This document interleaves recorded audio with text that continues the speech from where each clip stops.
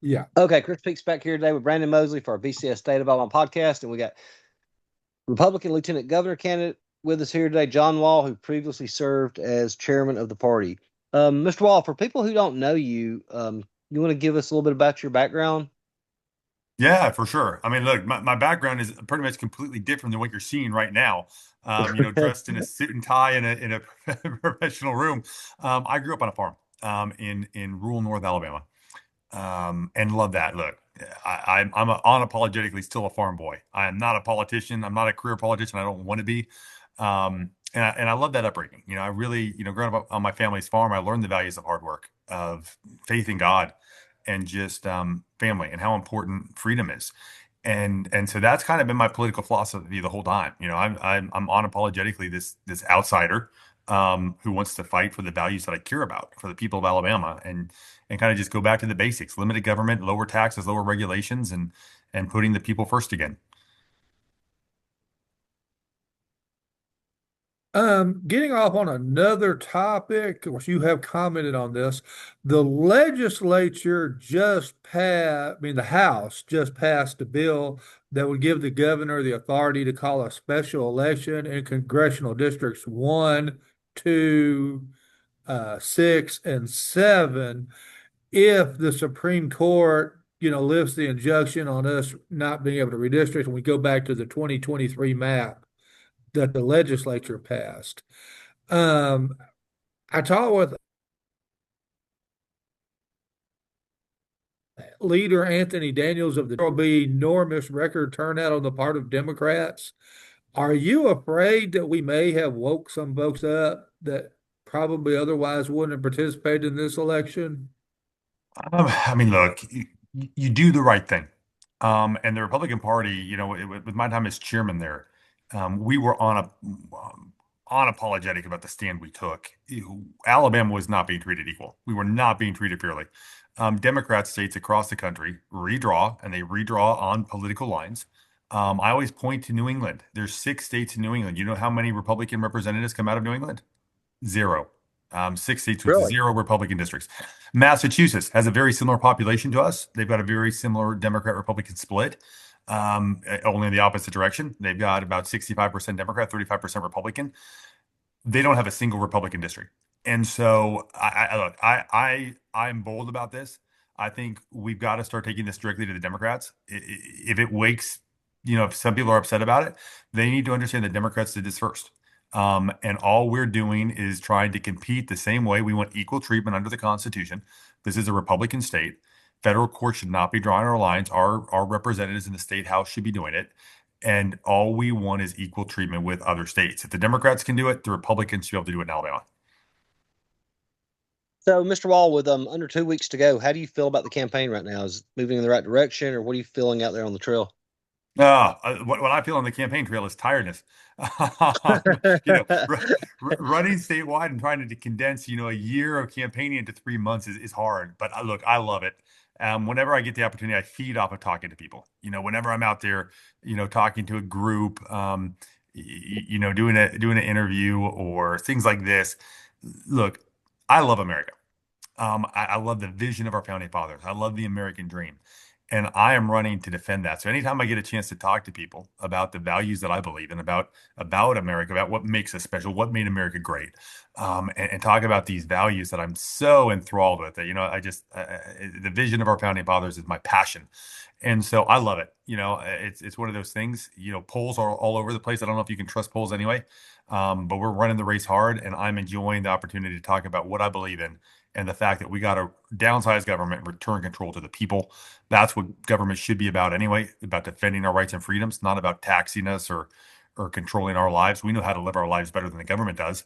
And so it's getting back to that basics and having the opportunity to talk to people. That's what I love about this campaign. On a I I personal I level, I don't love the drama and the politics of it. I love the people and talking to the people. That's what I'll say about it. on a personal level, you're getting married.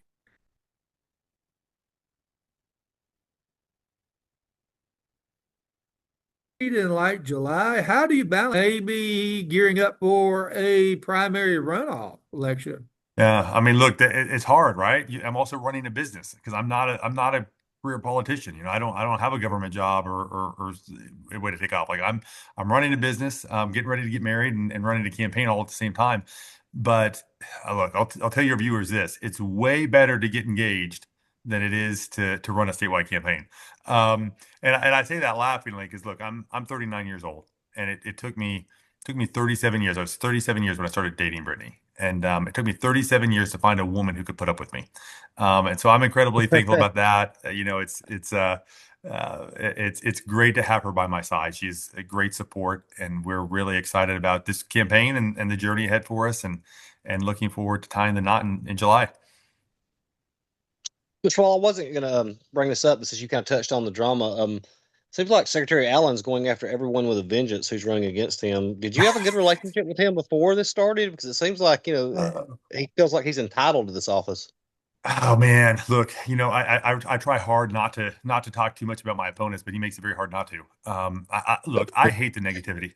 Um, more than the negativity. Like, look, I've always had this philosophy. Fair game is to talk about a policy difference, right? Like, I'm going to give you an example. He voted for the gas tax increase. I oppose the gas tax increase. I think that's a fair thing to talk about. We have a policy difference there, right? If he wants to attack me for opposing the gas tax increase, I'm fine for that. Although he'll never do it because I was on the popular side. What I hate to see are the lies, the manipulation of the political process. He paid $20,000, slipped $20,000 under the table to a lawyer to try to get me disqualified and removed from the ballot. Look, I think we're past that in politics. This is what people hated about what the Democrats tried to do to Donald Trump. Try to use the court system or these loopholes to get their opponent disqualified instead of actually talking about the issues that they believe in. And then you go to to other disingenuous attacks where he tried to make it out like I was a Muslim or worshiping in a mosque just because I was invited to an interfaith dinner and I went and actually shared my Christian faith with people. And I don't know. I don't like the disingenuous. I don't like the lies. And that's something I'm going to stand up and speak against. Like we need truth, and we need to be bold about it. Like I'm not gonna let someone lie about my record without calling them out for it. And I'm going to stand on truth, and I'm going to speak honestly about what I believe in and the facts. But no, going back to, and I'm not the only one who has faced this.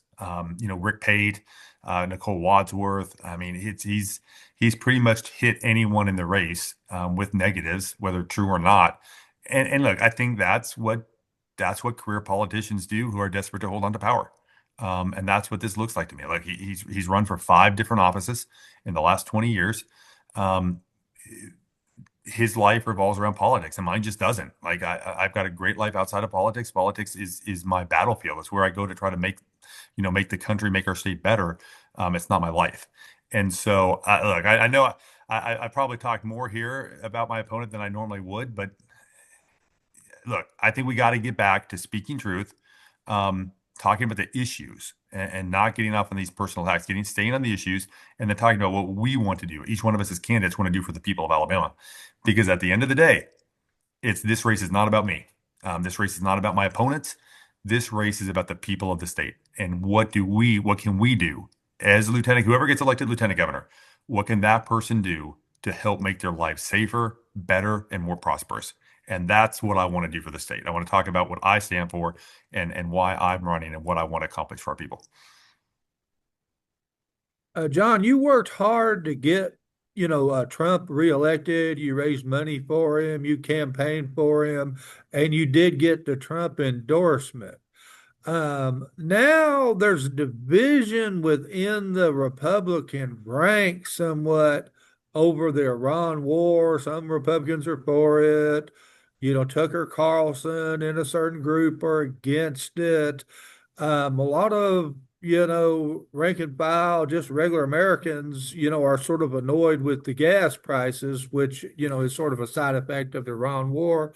The Ukraine war is, we thought we'd have that over and it's still going on and we're still backing Ukraine. Are you concerned that, there may be growing dissatisfaction with Donald Trump and that might influence your race? I mean, look, obviously it would be great if the conservative movement as a whole could stay together and stay fighting our real enemy, which is the radical, godless communist left. I mean, that is the enemy because they want to redefine this nation and they want to look. Donald Trump getting elected was not the end of the battle. It was the beginning of the battle. And we need every single person who loves liberty and who loves the vision of our founding fathers and who loves America to understand who the enemy is. And we got to stick together. Look, we're going to disagree. No one, you don't agree with anybody 100%. We just talked about Brittany, my fiance. I don't agree with her 100%, right? And so we're going to have differences. I think the Trump endorsement, I think it is important because look, you may not agree with Donald Trump in every area. And we're all going to have areas where we don't. And that's the divide is different in some people more than others. But at the end of the day, I think we all know that Donald Trump does care about America and that he is fighting to drain the swamp. He's fighting to push back on this, deep state that has controlled our country for way too long. And we need people on the state level with that same mindset and that same passion. And that's what I bring to the table. Like I am the outsider in this race. I'm unapologetically the outsider. I embrace that role. I want to be the conservative, the conservative fighter who goes in and who tries to change government for the better. And so I hope people look past any disagreements with, specific policy issues with Donald Trump and instead look at the heart, and that we need someone who's willing to go in to government, who comes from a business background, who comes from the private sector, and say, look, let's actually get government working again because government in Alabama is broken. Whether it's our education system, whether it's our spending, whether it's the DOT infrastructure, there are so many things where Alabama can be so much better. And that's what I want to deliver. I want to see Alabama leading the nation when it comes to conservative principles. Principles that defend the rights and the freedoms of every single individual, that make our education system better, that gets the woke stuff out of our classroom and returns to teaching our kids reading, writing, and arithmetic and civics and history. And infrastructure. We can do so much better for our rural communities with infrastructure, for the Mobile Bridge in the Mobile area. Huntsville needs better infrastructure.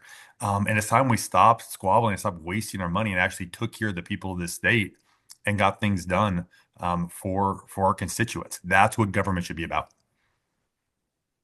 Mr. Paul, you said something about the godless left. I remember when I was coming up, like Bill Clinton and George Bush, when they was running against each other, there really wasn't a lot of difference policy wise. But now it seems like today they're so polar opposites. Do you think this is no longer about Democrat and Republican, but it's about good versus evil?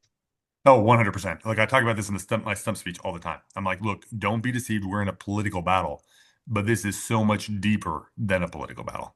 This is a battle between light and darkness. It really is. It's a spiritual battle if we're honest about it. I'm unapologetically a Christian, and I think that's what we have to understand. If we're going to be successful, whether it's fighting to protect our kids from the woke nonsense, like that's what that's about, right?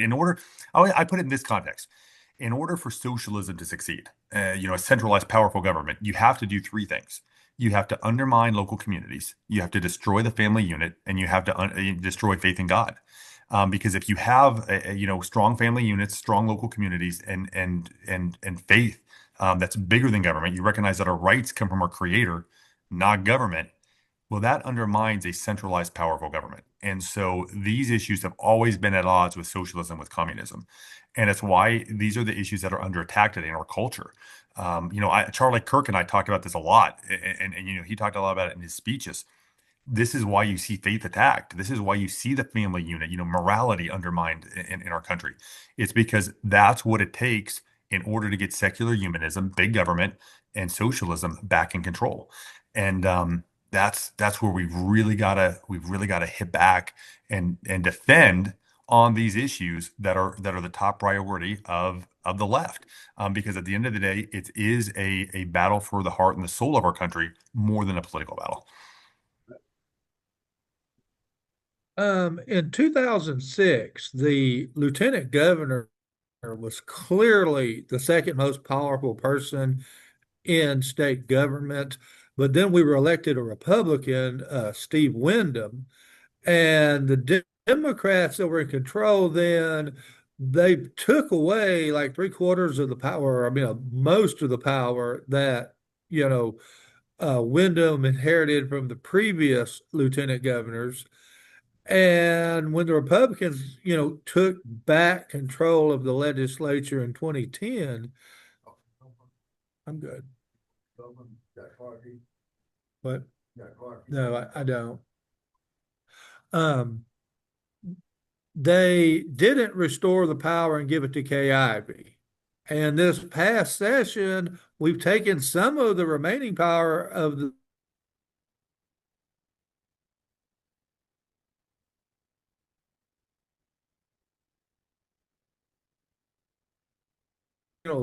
Republican Senate colleagues that maybe a little more reasonable sharing of power and how the Senate is governed might be a good thing. Yeah, and I missed a little bit of your question there just with you glitching, but no, I mean I think the question is what does good leadership look like? Um, and there's two styles, right? There's using the power of government, the strong arm, if you will, the executive power in the Constitution. Obviously, if I'm lieutenant governor, I don't want to see that weakened, but I think the lieutenant governor's role is far more important. I think it's more about a leader who can build a consensus, who can actually do the work by talking with people and by being the diplomat and the ambassador for the state of Alabama for good policy. I always point to this, when you look at what I was able to accomplish as state party chairman, things like making vaccine passports illegal in Alabama, constitutional carry, school choice, curriculum transparency, where parents had, the ability to look at the curriculum that their children were being taught. These are things that when you look at the role of the party and my role as chairman that I was able to help influence, multiply that as lieutenant governor. And I think that's the strength of the lieutenant governor's office. If you put someone in there who really cares about these values, who are going to make them a priority, who are going to fight for the conservative principles that we believe in, you need someone who's an operator who can do that, because it's not just about the statutory power of the lieutenant governor. It's about who can work with the governor, with Tommy Tuberville, who can work with the leadership in the state house and actually get these things across the finish line. So I think my strength is my record. I've already been able to accomplish what I've been able to do as building relationships and being able to explain good policy as state party chairman. I'm not afraid about walking into this role, even though it may have less power than it used to have, because I think the job can still get done. You just need someone who has the ability to aggressively pursue good policy and work with others to get it across the finish line. Mr. Wahl, you mentioned infrastructure a while ago in Mobile and Huntsville. Have you given any thought about how we would fund that? Oh yeah, I mean, look, right now, any money that's being siphoned off of gas taxes needs to be moved back to roads and bridges. That's a simple beginning process. There's no reason people are paying gas taxes to go to roads. It should not be going other places. Period. Look, the DOT right now. I'm going to use an example that I think speaks to some of the things.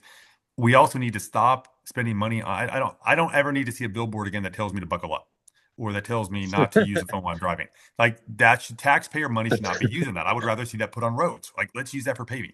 So there's a lot we can do right now with current funds. I'm not supporting raising taxes. I'm for getting government in line. Let's cut some waste. I'd love to see an Alabama Doge where we actually get in. I don't know of a single government department that doesn't have some waste we could cut, and then we can use those funds for things that actually affect people's lives, like infrastructure. So I think there's a lot we can do with currently by just looking into government, being more efficient, and coming at this, like I said, from a proactive perspective. Look at it from a business perspective instead of a government perspective. I was talking to somebody at AlDOT a while back, and they were saying, like, it's 10 years before, when they think of a new project, if they decide to go for a new project on a road project, it's 10 years by the time you get it designed and this done and that done and everything. And I was like, I believe that it takes 10 years now. I just think we should change that entire structure. I think it should take 4 years, 3 years. Like, why not get the job? If we know we want to do it, let's find a path to victory and get jobs done faster for the people of the state. I just, government spends too much. They're inefficient, and they need an outsider, a businessman who can actually clean some of this up. And look, I think I make it simple because I think most of our problems are simple. Get back to the basics. Don't overcomplicate things and get the job done. We've had some data centers built. I think there's one big one coming up in Montgomery. There's another one in Bessemer. I think Birmingham's got one. And Alabama's got really high power rates compared to our neighboring states. Are you concerned that, we're adding customers to the power, to those data centers are sucking up our power, which has to be generated, and, it's just driving up the cost for the rest of us in the state? Is there something we need to look at? Do we need a moratorium perhaps? Yeah, I don't think so. And but let me explain why I say that. I think we should be an energy leader rather than saying, look, let's put a moratorium on people using power. I think the answer should be taking some of the shackles off. Let's generate some power with coal. Let's look at some nuclear options. Let's actually get get power generation a priority. Let's drill baby drill. Like there is no reason that we're not leading the nation when it comes to energy production. And if we can produce more energy, we can bring the cost down for our consumers. We can also have more energy for increased growth. So I look at this as a little bit different. I look at this more from the free market perspective. It's like let's deregulate a little bit. Let's get some actual let you know let's lead in energy independence. Like let's get back to once again back to the basics. Generate more power, which will and bring rates down for both our current consumers, but new growth as well. So I think the answer is lower power by smarter regulation system and actually putting a priority on generating power instead of forcing a green agenda that doesn't work and is based in controlling the population rather than actually looking out for the environment. Mr. Wall, on those same lines, the our legislature just you're talking about supporting small government. They just increased the government twofold by adding 4 positions to the Public Service Commission. What did you think about that? I mean, look, that's the final bill. I'm going to be honest. I've not looked into it, the final bill enough to have strong feelings on it. I'm sure I will once I read it. But I look. I think it was very clear at the beginning what this was about. It was about having voters not influence over the Public Service Commission. And I have obviously a serious problem with that. I think at the end of the day, we as Republicans believe in citizen leadership. We believe in making sure that the people have the voice in their process. Now, I also understand the perspective from those on the other side who are like, we don't want the green agenda to control our energy to come in and spend money on races. So at the end of the day, I think we need to cut the Montgomery talking points out of this and go directly to, okay, what serves the interests of the people of the state? Because that's what government should be doing, right? The government shouldn't be pandering to either green energy or large corporations. They should be looking out for the interests of the people of Alabama. And that perspective, I think, got lost a little bit in this entire debate. So that would be what I would want to re-inject into this. Let's actually listen to the people of Alabama. Let's talk, and make sure that they're in the driver's seat when it comes to decisions like this. This election's been a little bit unique in that, not so much in your race, but the Sports Betting Alliance and out-of-state gambling forces have thrown billions of dollars all over the board, especially in legislature races, I think targeting some conservatives. Um, is a gambling bill a given next year? And, is that going to be the first thing y'all jump on is gambling? I mean, look, great question. I don't think there's any way you see this much investment from outside, out of state gaming interest without a plan for it to come up. So I would think there's definitely going to be a push at some point from somewhere. Um, I think the out of state gaming money actually makes it more complicated to get a bill passed, which is probably a good thing. I'm not a fan of increased casino gaming in the state. So I think there's a good chance that this continues to stalemate between the in-state interest and the out-of-state interest, and then the differing in-state interest. Like, look, the reason that Alabama doesn't have a lottery and the reason we haven't passed a gaming bill has been because there's so many people who are looking out for themselves and they're trying to get the bill to be good for them, right? Give them the monopoly, give them the control structure. And if that's not there, they're against it. If that goes for someone else. And so far that's killed every piece of gambling legislation that's come up because of the duking out of the power structure between the gaming interest. This out of state money, I think, just continues that trend. It's going to set up a fight. Obviously, if you got out of state sports betting that's pushing for it, well, you got in-state sports betting they're going to want to have control over it. So I don't know what's going to happen, but I think you're going to see a gridlock between the different gaming interests, and then you're going to see the consistent, principled opposition to gaming in the state of Alabama, and I think between those two coalitions, it's going to be very hard to pass anything again next year. Along those same lines, Wall, I've seen these apps that people are now downloading where they can, bet on stuff in Vegas. Do you think we should look into passing something? I mean, if not a lottery, but allowing sports betting? Because if they're already going to be betting out of states on these apps, shouldn't we regulate that here? Yeah, look, that's been the argument for a clean lottery bill for years too. I don't, in a practical level, I don't think you ever see that happen. Like, I don't think there's any way that you see a sports betting bill that comes across just sports betting. It's always going to be tied to some other gaming increase. So I don't think that's even going to be an issue. Or that's not going to be a piece of legislation that's ever going to come up. It's just going to get tied to an increase in other ways.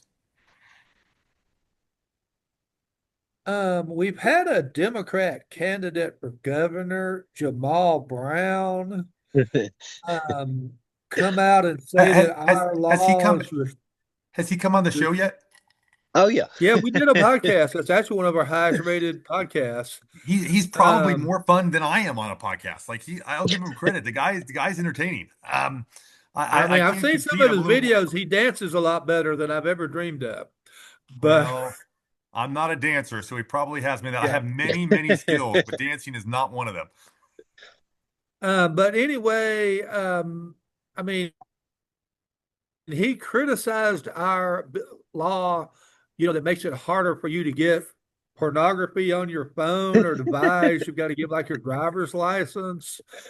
Do you think the state legislature went too far, or do you support what the legislature did on that? I mean, we have a duty to protect our kids. I don't see how anyone cannot have that desire. I also serve on the state library board as well as being former party chairman, and this has been one of the priorities for me because I have such a heart for it. Our young people today face so much more than we did when we were growing up. Everything's at their fingertip, and absolute garbage was being put in front of our kids in the libraries. Sexually explicit stuff. I'll call it pornography light.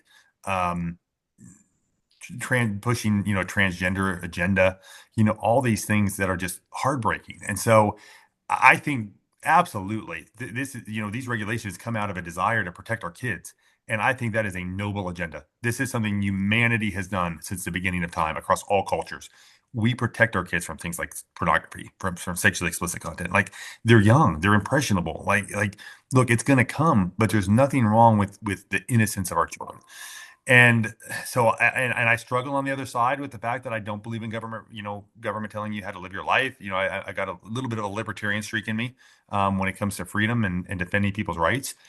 But this one goes back to protecting our kids, and we don't want children to accidentally stumble across pornography.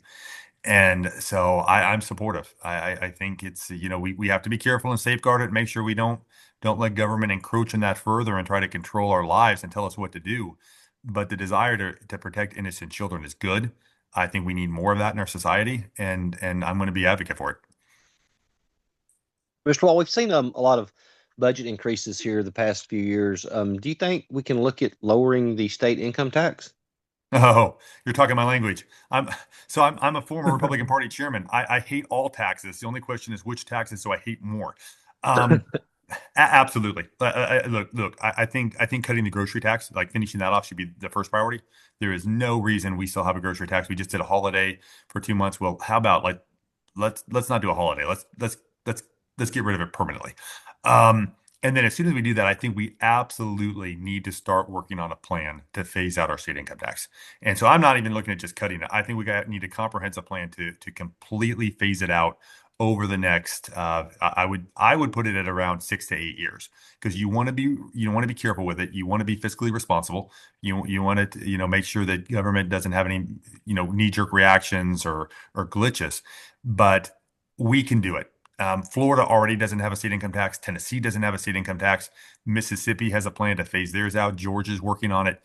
If we don't start working on our state income tax, we're going to get behind the ball, and that's going to be put us at an economic disadvantage across the country. That's going to hurt job creation. It's going to hurt, bringing in new businesses. So I look at it from this perspective. Goes back to what I was talking about. I don't want to see Alabama following other states, right? I don't want to see us following Mississippi and phasing those out. We need to start leading. Let's get ahead of the game. Let's get a plan to get this done quickly. We can do it. It's going to take some cutting spending, some allocation of taxes in other areas, and some and probably increasing some, the uh, percentage of sales tax a little, and maybe some use taxes. So there's going to have to be some work done. It's going to take time, and we, maybe do it a percent a year. But absolutely, we can do it. Let's get it done. Other states have done it. There's no reason we're not. And we can do this for the citizens of our state, because they deserve a better structure than the state income tax structure we have right now.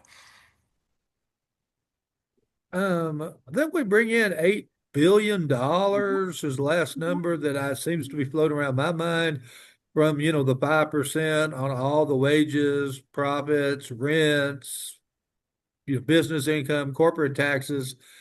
Um, if you were looking to locate a company in Alabama, and you had all these other states, hit up and they want you to go there instead, why would you locate in Alabama if I've got to pay 5% out of my corporation's taxes? Then when my corporation pays me, I got to pay 5% there, and then I got to pay 5% of all my payroll. All my people need to make 5% more in Alabama than they would in Georgia, or than they would in Tennessee or Florida. I mean, is it starting to hamper the state in any way? Oh, 100%. And I'm going to give you a firsthand story on this, perspective.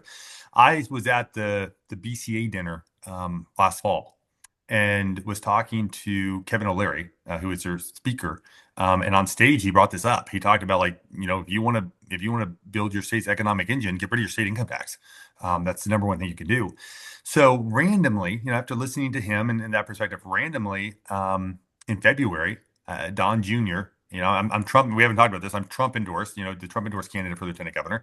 The White House is very supportive. Don Jr. is a friend, and he invited me down to Mar-a-Lago for the World Liberty Economic Liberty Summit, where they had economic leaders from across the country, very much a free market group, conservative side, and Kevin O'Leary was there. And so I grabbed him, after lunch, at one of after one of the meetings, and I said, "Look, I heard you speak last fall. Just how important is this? Talk me through this, because this is my perspective, as a candidate.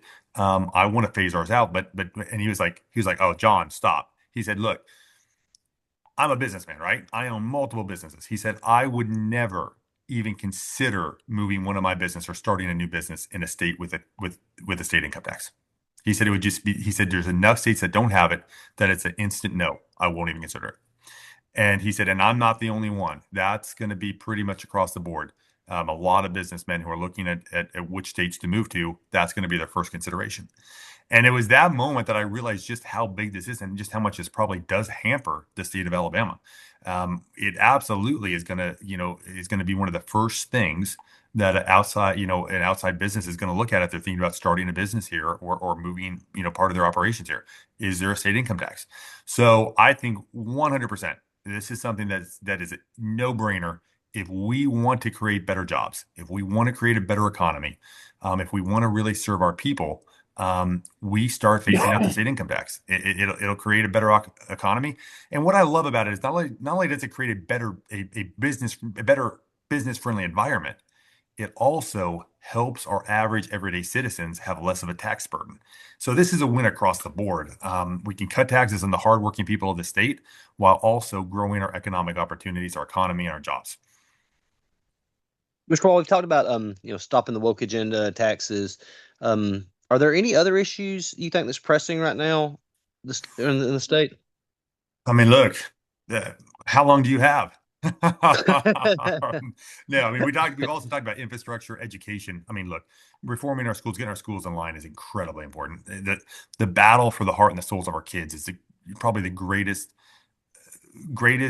political fight that our society, our culture, and my generation have right now.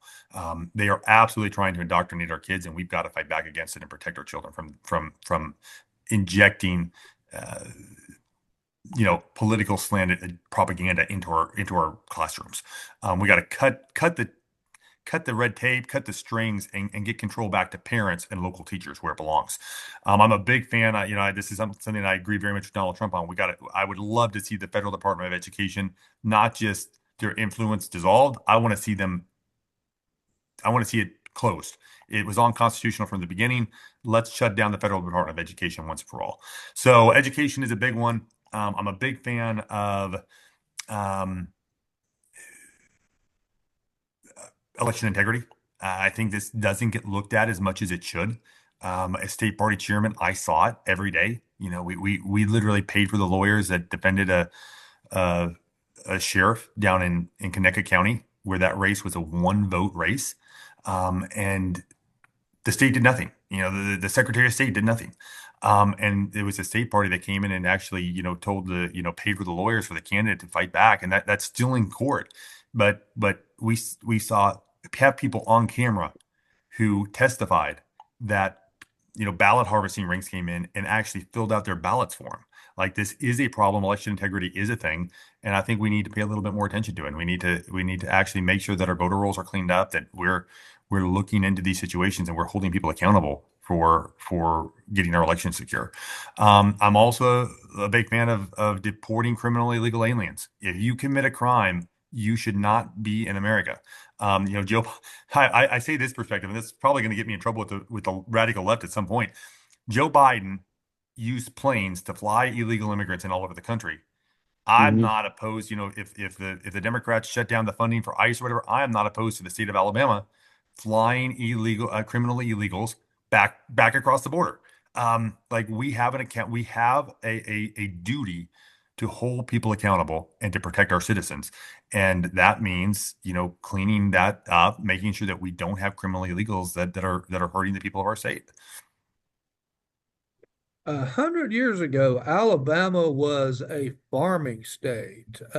Probably 75 or 80% of the land in the state was in some form of agriculture, a lot of it cotton production. In the decades that have gone by, of course, obviously our economy has become much more diversified than it was then. But most of the land, has not actually gone into development, as much development as we've had. 71% of Alabama is in forests. And a big key part of the forest industry is pulpwood, making you raise trees not for pulpwood, but for lumber and other products, but you can't grow a forest without having tops or trash trees or immature trees that have to be thinned out. So you need to be able to take them to pulpwood Yep. mills. And we had the one about 10 years ago up in I want to say, North Alabama, the International Paper Deal. Cortland. And Yep. I'm now very, we're very losing familiar. we're losing the one, there in Shelby County, I think like at the end of next month. Are we suddenly going to have a bunch of landowners that have millions of acres of forest and no way to really effectively manage those forest products if you can't go in and thin the growing forest. Yeah, I mean, look, this is something that hit North Alabama earlier than, sooner than the rest of the state because you're talking about international paper and, Cortland. Um, I struggle with this because we're seeing this not just look, we're talking about one industry right now, right? But this is across Yeah. the board. We're seeing more and more of our, I'm going to call this manufacturing, if you will, because it's manufacturing of paper. But we're seeing more and more of our goods come in from other countries. Brazil is taking the lead in pulpwood, and China. And I think, this goes back to this fight, this American first agenda that Trump has, whether you agree with him in every area or not, of like, look, we've got to get manufacturing back in America. We've got to create a fair playing field. We've been talking about the state income tax. What about the federal income tax? We've got nations that are basically coming in with zero or low tariffs, and then American companies are facing a 20% corporate income tax. How about balancing that out? Raise tariffs a little bit and lower the income tax. I think we have to look at things like that because otherwise we're going to continue to lose our industries. We're going to continue to lose jobs, and then it's going to have these unintended consequences, like you're talking about it. What happens to our, that doesn't just affect the people who work at these plants. It also affects the farmers or the people with acreage who own the land that the trees are on, because then they no longer get any profit from pulpwood. So yeah, this is a symptom of a far bigger problem. And it's something we absolutely have to start addressing as a country, because if we don't, we're going to continue to lose economically, and it's going to put us in a very bad position, not just in farms, not just in pulpwood, but in every single industry across the country. Well, on those same lines, I remember last year we had Christina Warner McInnes on here, and she was talking about how the Chinese were buying up our farmland. Is there a way to stop that? Look, I'm a very strong supporter. We actually, a bill was passed with the party support when I was party chairman, to make it where China could not buy property in the state of Alabama. So that has been passed. I believe it was China, it was Iran. There were a couple communist nations. So that has been passed. Now, what we're seeing is a workaround where Chinese money is just starting a U.S. corporation or a U.S. LLC and then still doing it.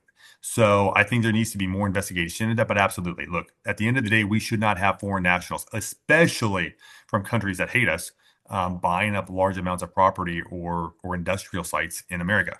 And I'm strongly opposed to it. And I would definitely look at ways to close those loopholes and make sure that we kept Alabama focused on Alabama and America focused on America, and not controlled by China or other uh, submersive nation states around the world. Um, Over half, I think somewhere like 55 or 56% of the students at the University of Alabama are not from Alabama. You they, it's a state supported university, but they wanted to grow, about 10 years back.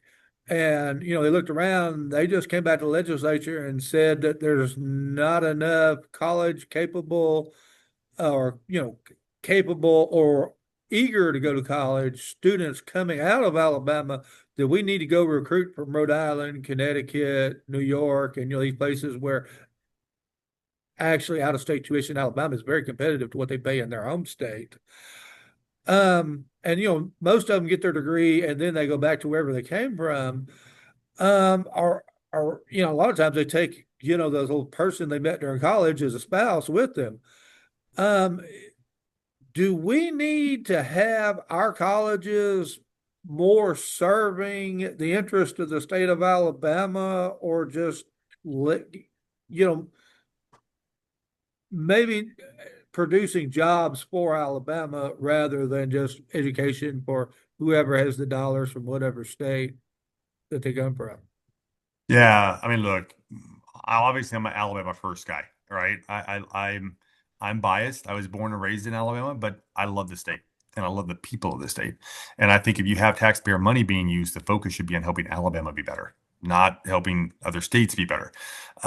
So there's absolutely things we can do better. I'm going to tell you one right off that I think is incredibly important that the state could have a compelling role in, and that would really be helpful to both our industry but also our young people. I was talking to somebody who worked at the Huntsville hospital system, and they said right now Huntsville Hospital could hire 600 nurses.